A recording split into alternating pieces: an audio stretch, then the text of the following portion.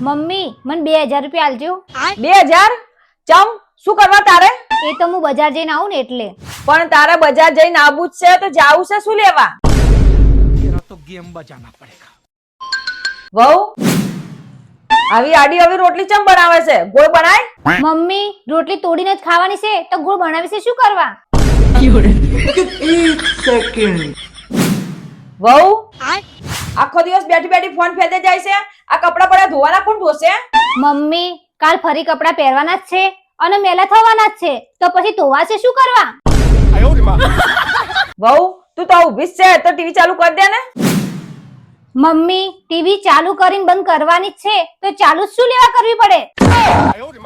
એ મારી માં તું બેની જગ્યાએ 4000 લઈ લે પણ મારો પીછો છોડ. હવાની લોહી પીધી છે.